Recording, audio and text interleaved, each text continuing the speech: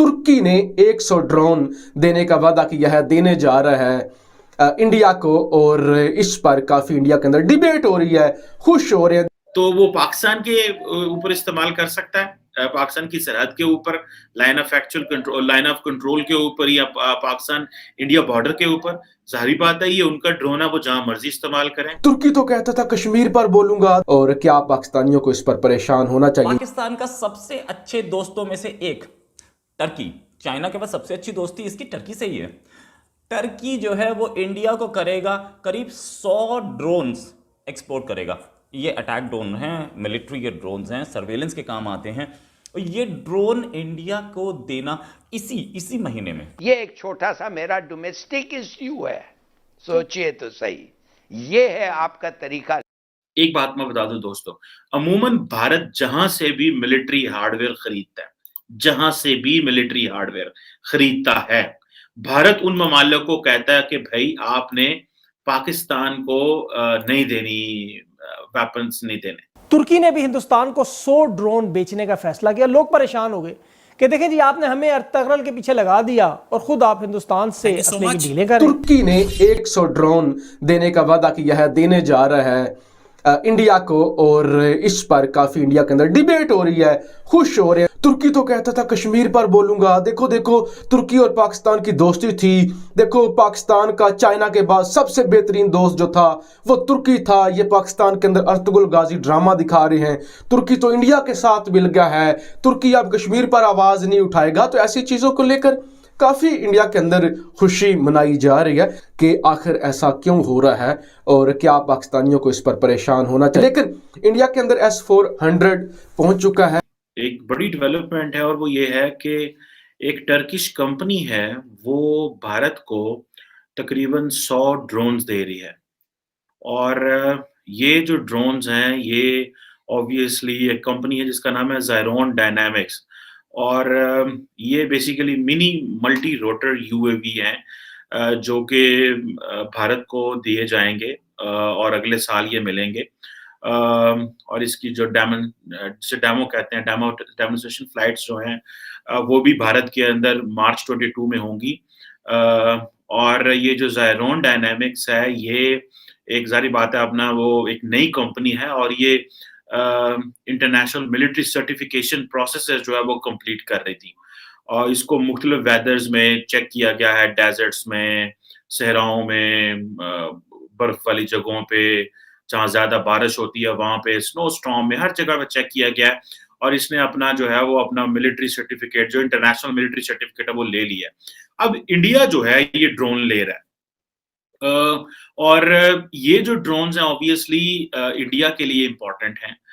अच्छा, मजे की बात ये है कि 35% जो कंपनी के जो टोटल ड्रोन हैं या जो शेयर हैं, वो बेसिकली एक इंडिया बेस्ड कंपनी है, DCM श्री राम इंडस्ट्रीज, उन्होंने ले ली हैं, और तकरीबन $3.5 मिलियन के।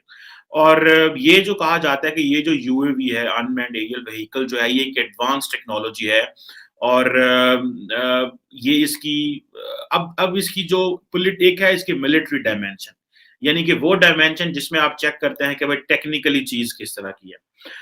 दूसरा जारी बात है इसकी पॉलिटिकल डायमेंशंस हैं, स्ट्रेटेजिक डायमेंशंस होती हैं, कि भाई ये किस तरह करके काम आएगा, क्योंकि ये जो टर्किश ड्रोन्स हैं, ये बेसिकली सीरिया के ऊपर भी टर्किश मिलिट्री इस्तेमाल करती रही है, लीबिया पे भी करती रही है, और इसको जो है वो नगोर्नो कराबाख में ये बेसिकली अज़रबैजान की भी मदद की थी इन ड्रोन्स ने अर्मीनिया को डिफीट करने में। और ये इसकी जो कैपेबिलिटी एंड कैपेसिटी है, इस पे काफी ले दे चल रही है, और इंडिया जो है वो ये लेने की कोशिश कर रहा है। अच्छा, ये एक तरफ तो ये चीज हो गई। अब दूसरा जो इसका एस्पेक्ट आता है वो ये है कि क्या ये जो टर्किश ड्रोन्स हैं ये पाकिस्तान के बॉर्डर पे इस्तेमाल किए जाएंगे, ये लाइन ऑफ कंट्रोल पे इस्तेमाल होंगे, इंटरनेशनल बॉर्डर पे होंगे, वर्किंग बाउंड्री पे होंगे, लाइन ऑफ एक्चुअल कंट्रोल पे इस्तेमाल होंगे, ये कहाँ इस्तेमाल होंगे,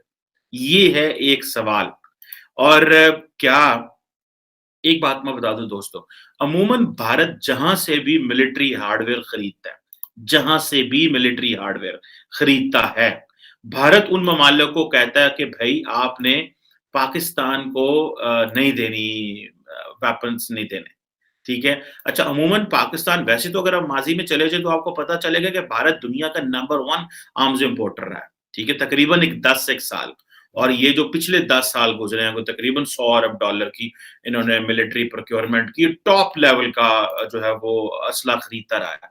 अभी भारत आहिस्ता-आहिस्ता वो उसको नंबर 2 पे आया है, और मेरा ख्याल है कि वो ज़्यादा इंडिजनाइजेशन की बात कर रहे हैं। बल्कि मैं सुन रहा था कि जो राजनाथ सिंह साहब हैं, इंडिया के डिफेंस मिनिस्टर, वो ये कह रहे थे कि हमें आइंदा आने वाले दिनों में हमने अमेरिका को, फ्रांस को जो है वो, और रशिया को, बाकी जो ममालिक हैं, उन सबको बता दिया है कि हम जो भी ड्रोन्स लेंगे, जो भी सॉरी मिलिट्री हार्डवेयर लेंगे, हम वो चाहते हैं कि आप वो इंडिया के अंदर बनाएं।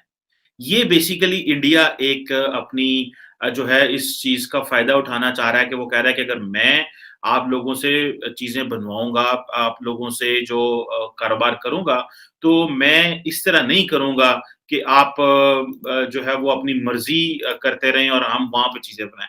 वो कह रहे हैं आपको जो मेक इन इंडिया का जो कॉन्सेप्ट है ना, वो कह रहे हैं उसके ऊपर आएँ आप। तो वो पाकिस्तान के ऊपर इस्तेमाल कर सकता है, पाकिस्तान की सरहद के ऊपर, लाइन ऑफ कंट्रोल के ऊपर, या पाकिस्तान इंडिया बॉर्डर के ऊपर। ज़ाहिर बात है ये उनका ड्रोन है, वो जहाँ मर्ज़ी